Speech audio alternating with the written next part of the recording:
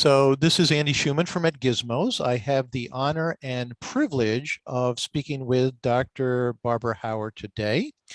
And Dr. Howard is the originator or one of the originators of a wonderful program called Chadis. Let's just chat for a few minutes and give me a history of Chadis. And let's begin by telling the uninformed what Chadis is, how you got the idea about it, your own background, perhaps. Great. Well, I'm a developmental behavioral pediatrician. I'm on the faculty at Johns Hopkins, but this is not a Johns Hopkins product that we've built. And I built this along with my husband and co-founder, who's also a developmental behavioral pediatrician, Ray Sterner. And we did this quite a while back out of our own experiences as academicians, seeing that in order to do evidence-based care, clinicians needed some more guidance, specifically in the area of developmental behavioral pediatrics. So we started out putting in behavioral tools to be done outside of visit time, because time in the pediatric office is the killer, right? It's workflow and time. And so by having patients do questionnaires online from home or even in the waiting room would save a lot of time.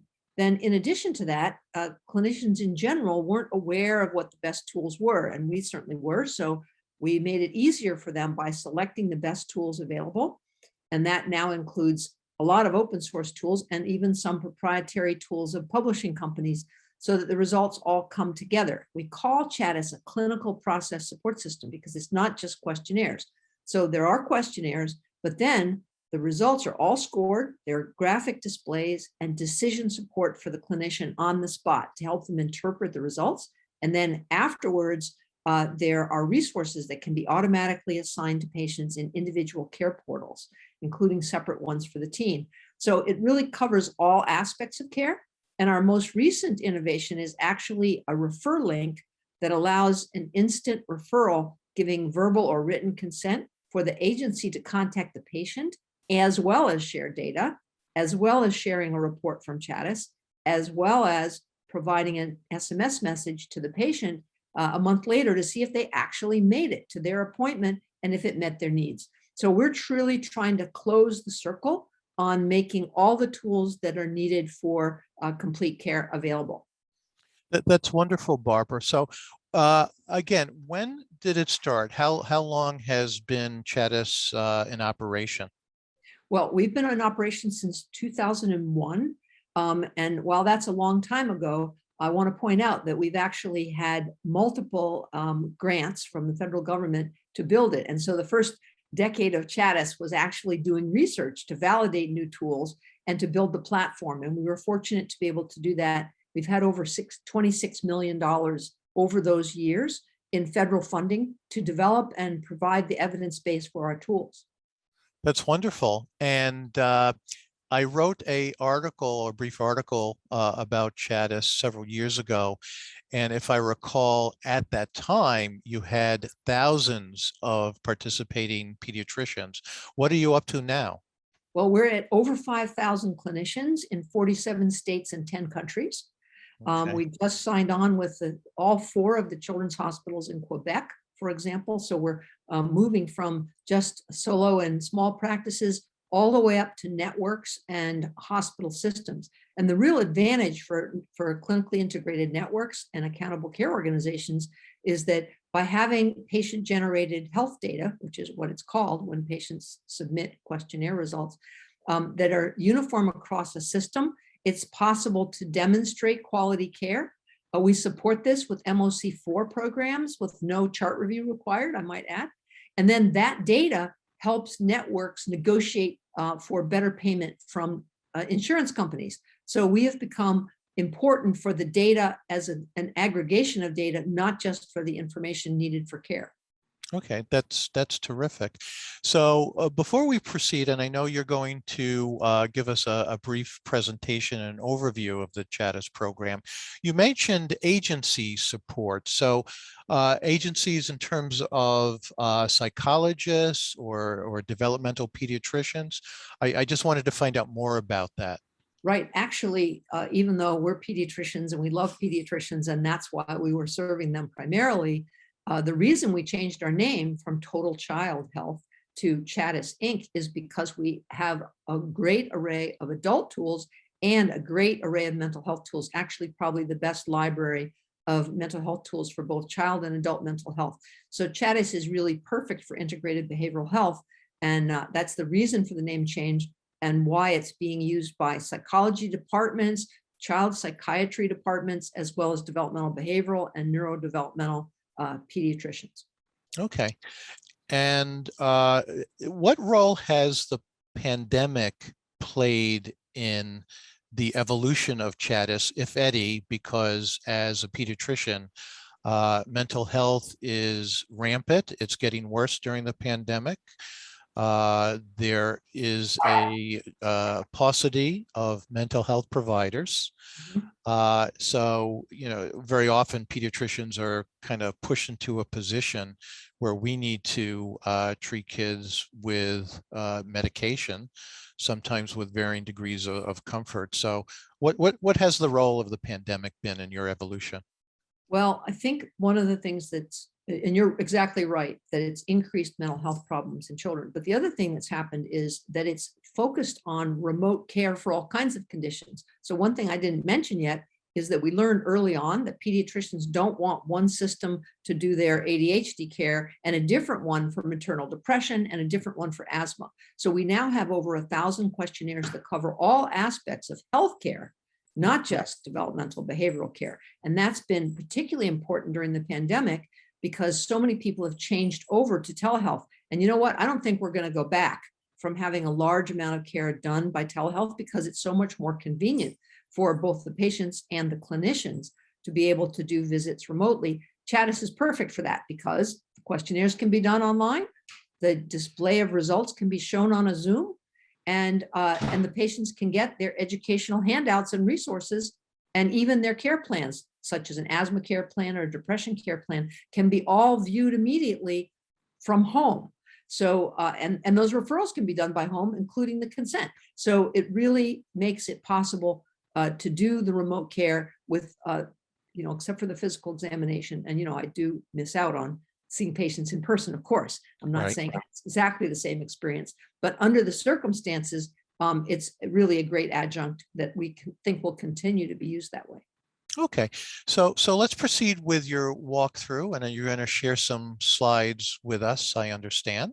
Chadis is a clinical process support system with pre-visit data collection, documentation assistance during the visit, as well as moment of care decision support with scored results and graphic displays and a refer button, and then post-visit education for the patients. And importantly, the ability to activate questionnaires to be done at intervals automatically to collect ongoing monitoring data and outcome data. We also have a resource database of local and national resources and a new arrangement with what has been called Aunt Bertha to help with local resources, plus MOC credits and education for clinicians. And it's very easy to use, and we've just made it even easier. So the office basically sets up their auto assignments once for different visit types, and then the patient can use a code to self-register and do the tools. The thing that's brand new is that we have a new partnership with a company called Get Doctor that will send a text message to the patient reminding them about their visit, and they can sign in with just clicking on the app and do questionnaires and see the care portal, as well as check in, register, upload their insurance information, and do their co-pays all from an app. So all of that's available now as well. Then the clinician sees the results and conducts the visit with shared decision-making, and the patient sees the resources in the portal. If you want to make it a little bit more complicated, I want to point out that teens log in separately. And that's very important, especially in this day and age with teen data sharing or lack of data sharing. And the fact that the electronic records aren't really helping us very much with that. In other words, the electronic record switches over at a certain age so that only the teen has access and not the parent. Mm-hmm. So up until a certain age, the parent can do it and the teen can't. And then the teen can do it and the parent can't. Well, the fact is, I don't know if you've had a 13-year-old, but I have. And the visit really needs to include data from both, which Chadis allows while keeping the data separate from the teen and parent's point of view. Neither one sees their own results. They can see what they did, but they don't see the results. Certainly don't see each other's results. the clinician gets all of this in a report together, including the ability that Chadis has to invite teachers. The office staff can do it, or the parent themselves can invite the teachers. And that data also comes into Chadis, as well as information, for example, from mental health providers. And then this is that care portal with the information, MOC credits. And let's not forget that Chadis has a positive return on investment for clinicians because these tools are billable to insurance. In fact, doctors make between $15,000 and $35,000 a year more when they use Chadis without the cost that they might have of handling paper, which in itself has a cost. So we have a variety of questionnaires for children of all ages and all kinds of issues. And these are some of the billing codes for which Chadis tools are eligible.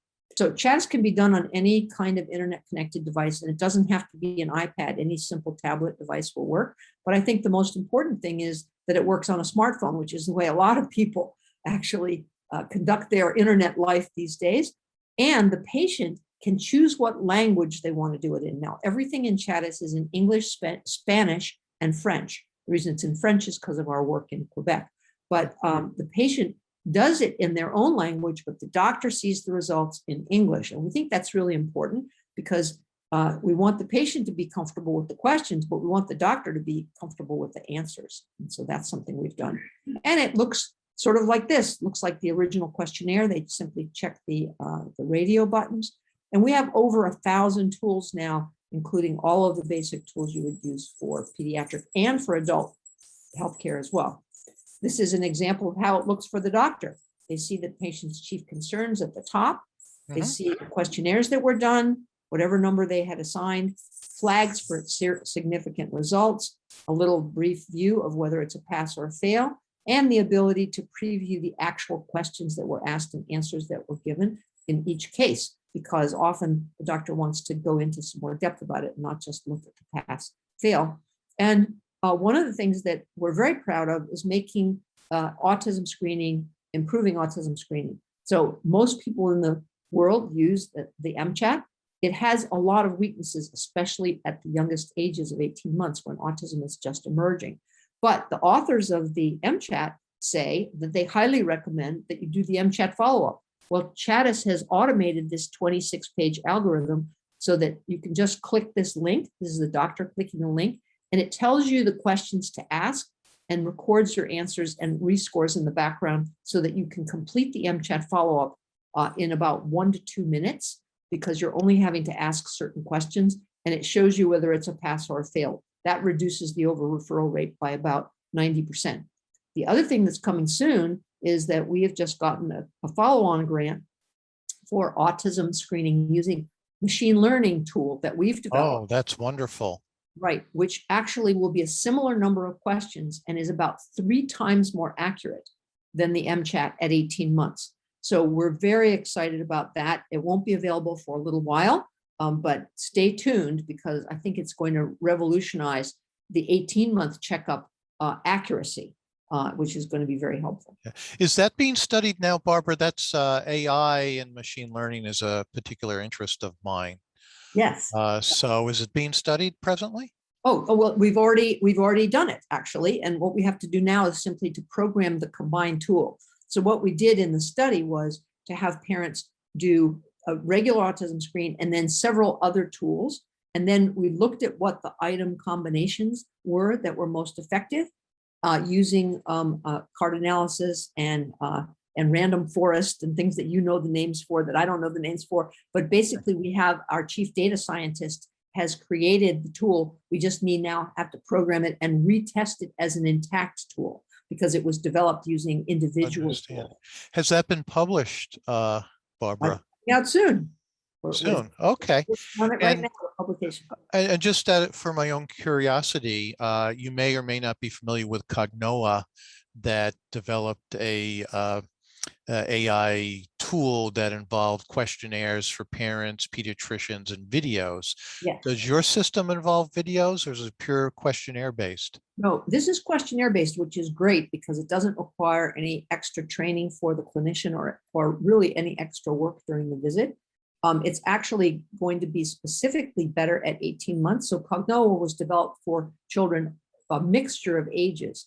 And so our tool called the Chadis will be more accurate than Cagnoa without requiring uploading videos. Now, let me just mention that we also have a partnership with a company called Behavioral Imaging that does remote. I'm very familiar with them. Okay. Yes, remote autism. Noda, I think is Noda's the name of the product. And this Yeah. allows parents to get some instructions about what to video. They video it with their phone and upload it. There is machine learning in the background to help target which behaviors in the videos the trained certified clinician should look at. And then they do the interview, an observation, and the interpretation all by telemedicine. So that's a pretty exciting partnership too. Oh, very, very exciting. Good for you, Barbara. We're excited about that. And here, actually, there it is. So there's the link to Noda. So in the case of a failure, people can refer directly to Noda from within Chadis. And is that in existence now? Because Noda is operational, and there's been many studies showing that Noda works. Yes, it is operational right now. Okay. Great. So just some other things to mention about Chadis. We have different kinds of graphic displays. This is a graphic display of the ages and stages. The reason this is important is that each age, which are represented by different colors, each age has a different cut score. So what we've done is we're showing the results in the band in which the cut score falls so that you can actually compare the child's progress over time, which you can't do otherwise very easily for the ages and stages questionnaire. Mm-hmm. And here's an example of a graphic display for the patient health questionnaire. Now, when you're doing mental health care, it's actually a requirement to have metrics for results. And this is an easy way to show even what range the score was in and how the patient is doing over time. In addition to obviously you get the data too with the scores, but this is something that can also be shared with the patient. So this idea about a system of care is facilitated by what I talked about earlier, which is the ability to get online consent, not only to be contacted, but to share data, allowing for co-monitoring outcomes and tracking the referral process.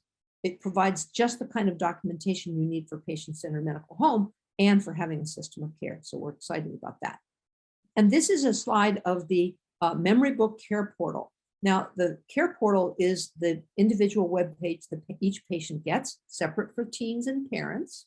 Mm-hmm. But when there's an ages and stages done, it makes a baby book. So the milestones from the ages and stages appear here. And there's even a link to suggestions for developmentally stimulating activities to do for the parent to do with the child. The reason the CDC paid us to make this is because of the flags for safety. So when there's a safety issue based on a questionnaire result, they get a flag with instructions on what to do to improve that. We also have a new safety questionnaire that gives all of the Bright Futures safety areas available for the parent to review which ones they're doing and keep track over time. We also have, inside of the same care portal, access to resources. This is a patient asthma patient education sheet. There are things like video games for asthma. We have how to use a spacer and videos for that in English and Spanish, and things that help with care for all kinds of conditions.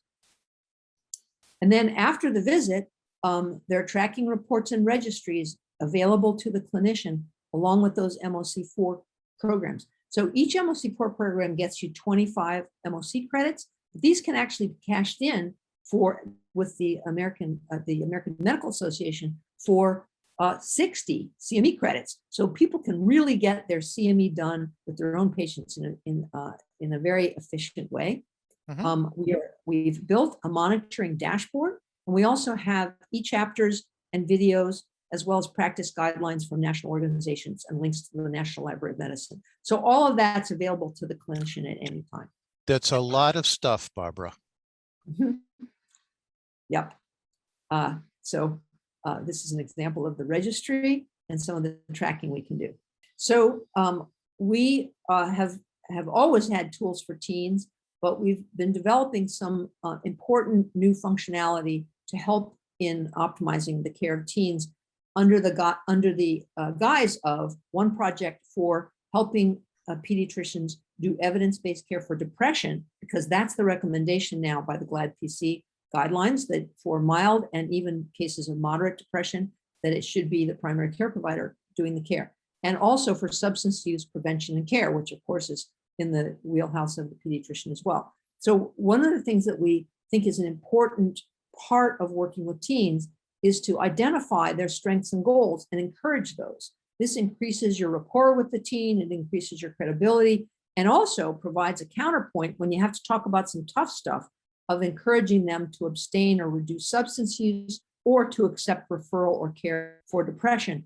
So it works for every single visit. There's a questionnaire about strengths and goals, and the Chadis will automatically assign resources for those teens' goals. So it's a real plus for the teen, engaging them on things that they care about. So that's the basic idea of including those things. And in addition to that, we've created chat bots, and we have two kinds of chat bots. One which was created by others that is like a cognitive behavioral therapy chat bot for depression. And the other one we created is actually a chat bot related to reaching your goals. So those things are also available through Chadis, and this is the project we're doing. So I'll skip through that. So just to rephrase or ask you if I've heard this correctly. So not only do you assist in diagnosing, but this component helps with treatment.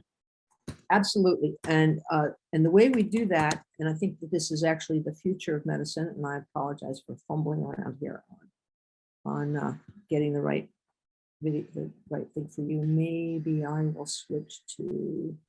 And is this a first, or are there other components of Chadis that provide biofeedback or treatments, perhaps for younger children, or is this the first project where you're actually providing a treatment? Well, we do through our resource database, we are able to recommend, assign, the clinician can choose and assign resources in the care portal, which the patient can then access. So I think the key thing for remembering that is that, you know, we're not getting any kickbacks or anything like that. We're suggesting things that have evidence. So chatbots and apps are some of what we do. And so there are some great apps now for depression and mindfulness and things like that, which can be assigned through Chadis. So it's not that they're done through Chadis, it's that they're informed about it and it goes into their care portal so they don't forget and leave that piece of paper on the floor where you scribbled out, mindfulness training. So that's the way we're doing it now. So some things that are new about our questionnaires are that some of our questionnaires have become educational in themselves. Actually, all questionnaires are sort of educational in themselves, right? Because it tells you what the doctor cares about. But in this case, we've adapted with Harvard the CRAFT questionnaire. And the CRAFT questionnaire now, besides eliciting their use of substances, asks the teen about reasons for using the substance that they endorsed and reasons for not using. And then it provides edographics, which are interactive. So the teen can click on these different parts on their number of different, it's like slides, except it's part of Chadis, and get educated about substance use. And then the clinician gets those results in something we call a shrug graphic. This is basically the pros and cons that might be used as part of a motivational interview for addressing the reasons the teen uses and the reasons the teen has thought about not using, and help develop a plan for how they would stop use. Another interactive questionnaire we've made is a comprehensive youth health questionnaire that does a very good job collecting all the information you need for a regular teen checkup visit and then writes your report for you. That's a plus, but it also shows the results to the teen in categories. So if they've endorsed a category of risk, such as this, they're having trouble with sleep, they can choose to click an area here that will then help them set goals for change for that risk area. And the clinician will see what the goals are that they chose, because we think that's a better way to go with what the teen wants to work on, right? Mm-hmm. Another tool that's new is a change of the PHQ-9. So the regular PHQ-9 questions are there, but at the end, if they're positive, they're asked if they're willing to get help, if there are barriers to help, and then they're also offered information about activation activities. And then they can pick out activation activities. They'll get reminders about these in SMS messages, as well as information about it in their care portal. So it's an actual intervention for depression built right into the questionnaire. Okay, very good. And then this is the patient-specific template. This is a screenshot where you can see the entire note has been written over here. The clinician can click in here and edit anything they want, and this can be copy-pasted into their electronic health record. And we're working on a full integration into electronic health records for this as well. Mm-hmm. So this is the outline for the youth health questionnaire. You can see their chief concern, and you can see their goals and strengths as they outline them. But in the case of something like being depressed, now there's a teleprompter giving you ideas about how to talk about depression and the steps from the GLAD PC on how to care for it. And all of that is automatically being documented over here in the report pane. So this is a real breakthrough. In addition, we have made a new suicide risk estimator. Now, this risk assessment was created not just by us, but by national suicide experts, including from the NIMH. And what it allows the clinician to do is to actually do a suicide assessment on the spot in the office. Some of it's pre-populated by things that came from the questionnaire, but others the clinician can check off. And at the end, it creates a treatment plan, a disposition, and something that's called a safety plan. Now, the safety plan is really important because it allows the youth to have ideas for how to get their mind off of their suicidal thoughts. And this has been shown to reduce suicidal ideation by 30%. Well, we can't promise that it's going to reduce suicide per se, but reducing suicidal ideation is an important step and part of reducing morbidity.